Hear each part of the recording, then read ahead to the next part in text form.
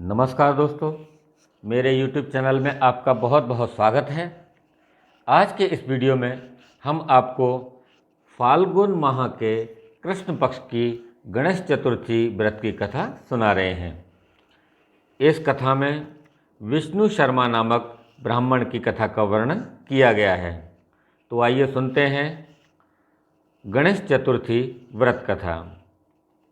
पार्वती जी पूछती हैं कि हे गजानन, फाल्गुन कृष्ण चतुर्थी को गणेश जी की पूजा कैसे करनी चाहिए, इस महीने में किस नाम से पूजन होता है और आहार में क्या क्या ग्रहण करना चाहिए।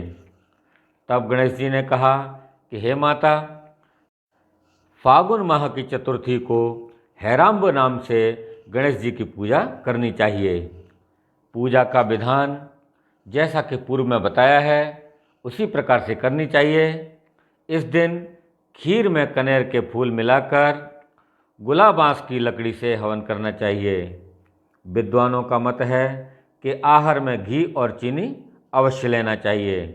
इससे संबंधित एक पूर्वकालिका इतिहास सुनाता हूँ। युधिष्ठिर के प्रश्न के उत्तर में जैसा श्री कृष्ण जी ने कहा था उसे मैं सुनाता हूँ। श्री कृष्ण जी ने कहा कि प्राचीन काल में युवनाश्व नामक एक राजा हुए। वे धर्मात्मा, उदार, दाता, देवताओं एवं ब्राह्मणों के पूजक थे। उस राजा के राज्य में विष्णु शर्मा नाम का एक तपस्वी ब्राह्मण रहता था। वे वेद वेत्ता एवं धर्म शास्त्रज्ञ थे। उनके 7 पुत्र हुए जो सभी धन धान्य से समृद्ध थे, परंतु पारस्परिक कलह के कारण सब अलग अलग होकर रहने लगे। विष्णु शर्मा प्रत्येक पुत्र के घर क्रमशः एक एक दिन भोजन किया करते थे। बहुत दिन बीतने के बाद वे बूढ़े होकर कमज़ोर हो गए थे।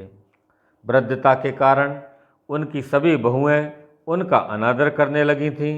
वे तिरस्कृत होकर रोते रहते थे। एक समय की बात है कि विष्णु शर्मा गणेश चतुर्थी व्रत रहकर अपनी बड़ी पुत्रवधू के घर गए। उस ब्राह्मण ने कहा, हे बहुरानी, आज गणेश जी का व्रत है, तुम पूजन की सामग्री जुटा दो।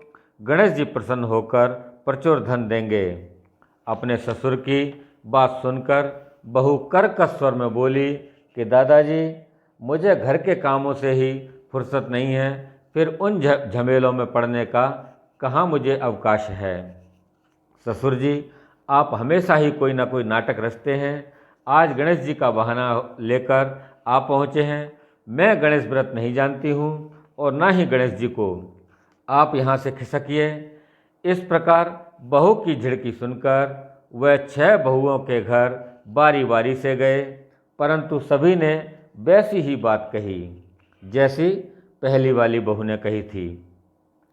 सभी जगहों से अपमानित होकर वह कृशकसाय ब्राह्मण बहुत ही दुखी हुआ। इसके बाद वह छोटी बहू के घर जाकर बैठ गया। छोटी बहू बहुत ही धनहीन थी। वह संकोच में पड़कर कहने लगी, अरे बहुरानी, अब मैं कहाँ जाऊँ? 6 बहुओं ने फटकार दिया।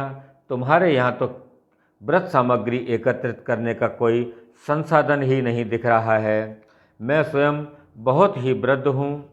हे कल्याणी बहू, मैं बार बार सोचता हूँ कि इस व्रत में सिद्धि मिलेगी और सभी कष्टों का अंत होगा। अपने ससुर की बात सुनकर छोटी बहू कहने लगी कि हे दादाजी, आप इतने दुखी क्यों हो रहे हो? आप अपनी इच्छा के अनुसार व्रत कीजिए। मैं भी आपके साथ संकटनाशक व्रत को करूँगी। इससे हमारे दुखों का निवारण होगा। इतना कहकर छोटी बहू घर के बाहर जाकर भिक्षा मांग लाई। अपने और ससुर के लिए अलग अलग उसने लड्डू बनाए।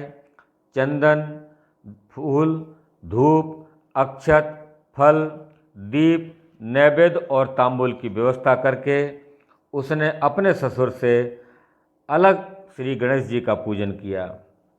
पूजन के बाद उसने ससुर को सम्मान पूर्वक भोजन कराया। भोजन के अभाव में स्वयं कुछ भी न खाकर निराहार रही।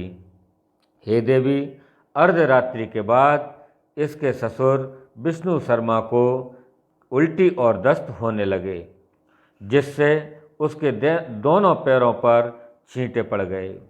उसने ससुर के पैर धुलाकर शरीर पोंछा। वह शोक करने लगी कि मुझ हतभागिनी के कारण आपकी ऐसी दशा क्यों हुई। हे दादाजी, रात को अब मैं कहाँ जाऊँ? मुझे आप कोई उपाय बतलाइए। रात भर विलाप करते रहने के कारण अनजाने में उसका जागरण भी हो गया। और फिर सुबह हुई। छोटी बहू क्या देखती है कि उसके घर में हीरा मोती और मणियों का ढेर पड़ा है, जिससे उसका घर प्रकाशित हो रहा है। अब उसके ससुर का कै दस्त भी बंद हो चुका था। आश्चर्य में पड़कर वह अपने ससुर से पूछने लगी कि क्या बात है, यह संपत्ति किसकी है? अरे, इतना मणि मूंगा आदि मेरे घर कहाँ से आ गए? हे दादाजी, क्या कोई हम लोगों को चोरी में फंसाने के उद्देश्य से तो घर में नहीं डाल गया? पतोहू की बात सुनकर ब्राह्मण कहने लगा कि कल्याणी, यह सब तुम्हारी श्रद्धा का फल है। तुम्हारी भक्ति से गणेश जी तुम पर प्रसन्न हो गए हैं। इस व्रत के प्रभाव से ही गणेश जी ने तुम्हें इतनी धन संपत्ति दी है। बहू कहने लगी, हे दादाजी, आप धन्य हैं। आपकी कृपा से ही गणेश जी प्रसन्न हुए हैं। मेरी दरिद्रता दूर हुई, घर में अतुल संपत्ति आई और आपकी कृपा से ही मैं धन्य हुई। इस प्रकार वह ससुर से बार बार कहने लगी। अब छोटी बहू के घर में अपार संपत्ति देखकर अन्य सभी बहुओं के क्रोध की सीमा नहीं रही। उन्होंने कहा कि बूढ़े ने उसे अपनी संपूर्ण संचित धन को दे दिया। बंधुओं के पारस्परिक कलह को देखकर विष्णु शर्मा डर कर कहने लगे कि इसमें मेरा कोई दोष नहीं है।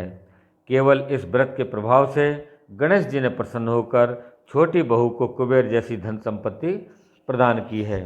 हे बहुओं, मैंने पहले तुम्हारे घर जाकर व्रतानुष्ठान का अनुरोध किया था, परंतु तुम लोगों ने मुझे दुत्कार दिया। छोटी बहू ने भिक्षा मांगकर पूजन सामग्री इकट्ठी की। इसके करने से गणेश जी ने प्रसन्न होकर अपार संपत्ति प्रदान की है। गणेश जी कहते हैं कि हे गिरिजा कुमारी, उस ब्राह्मण के 6 पुत्र दरिद्र, रोगी और दुखी हो गए। केवल छोटा पुत्र ही इंद्र के समान भाग्यशाली बन बैठा। वे 6 आपस में होड़ करते हुए फागुन कृष्ण गणेश चतुर्थी का व्रत करने लगे।